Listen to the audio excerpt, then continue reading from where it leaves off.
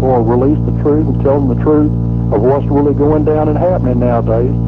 And thank God for people like Pastor Alamo and his foundation that are trying to get the truth out to the people before it's too late. And like the prophets of old told the Israeli people, they need to repent and get right with God before something evil happens to the whole country. And evil did befall them when the times they didn't repent. Is there anything else you want to know, Mr. Sweat? What do you think? Well, I think that's questions you have?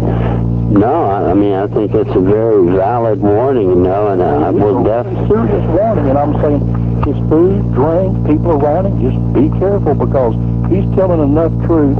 I've known for years that he's been on the list, you know what I'm saying?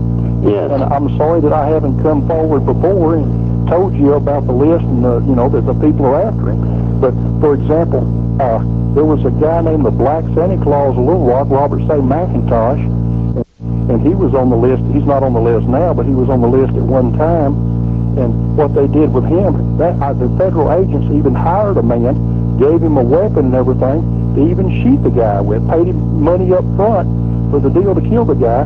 Well, this was an ex-Green Beret guy from Vietnam that I know, named Garry Smith. He was given all this money, this super souped-up firearms and so forth, and told to assassinate this person. Well, he just took the money and the firearms and stuff and went out to the middle of the Ozarks and changed his name, and no one's seen or heard from him since, so he did not do the deal. But then later on, Robert St. McIntosh, they got his young son on a drug charge. But after they got his son on a drug charge, he went around, kind of like your people do, he distributed leaflets on car windows and stuff around the federal buildings in Little Rock. And when he did that, he was talking about some of the fairs and some of the things that William Jefferson Clinton, also known as William Jefferson Bligh, was involved in.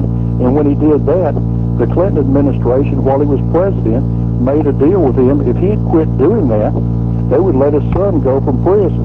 So while everyone was gone, the state officials and the governor were gone to Clinton's inauguration.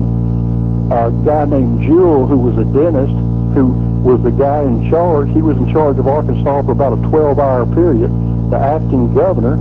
And while he was acting as the presence of the governor, what he did, he gave clemency to Robert St. McIntosh's son and to a couple other people that were black guys that were convicted of murder and so forth. He let them go because the political deal had been struck with Robert St. McIntosh. If he quit talking about the deal, they would let these prisoners out of the Arkansas state prison system, and they did it. So you don't see Robert St. McIntosh talking too much about the president or the government or what's going on now.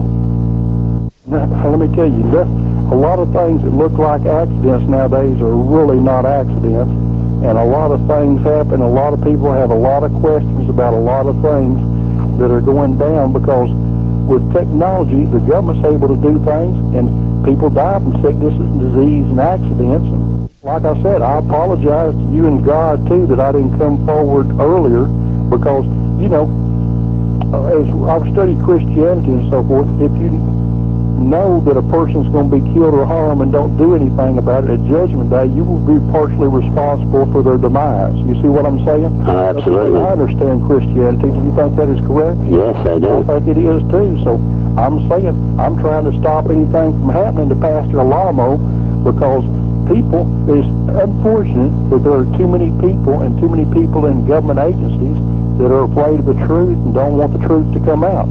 I'm sure that there are a lot of people, a lot of agencies right now that are looking at his last newsletter about another Pearl Harbor and thinking about it and being very upset that he's getting the truth out about the World Trade Center was another Pearl Harbor. Just like they said on the History Channel not too long ago, there were many people from the president and the top upper echelons of the United States government that knew it was going to happen and let it happen. Because there were many German-American citizens back then, and they wouldn't go to war against Germany, but they would go to war against Japan, and they were both combined together as the Axis power. So what happened when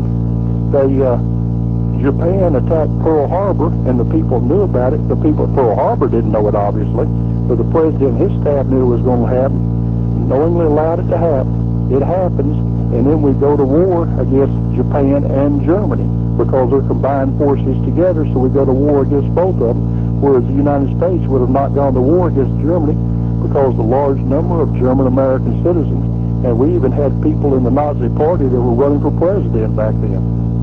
It was a big party in the United States in politics here in the government.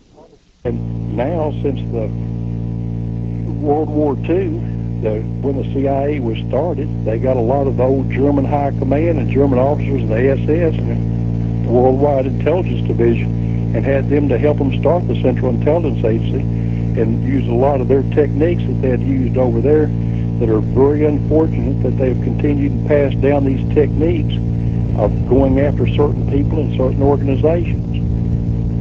Well, Whether they're religious or political affiliations. well, that's for sure what they're doing, Pastor Lamo, you know, because he's exposing them. And we really thank you for, you know, the warning and for the information. And I will make sure that it gets passed on to Pastor Lamo. Well, I appreciate that. And be sure to keep me on your mailing list and send me a couple of copies of your next issue that's out, especially if I'm in it.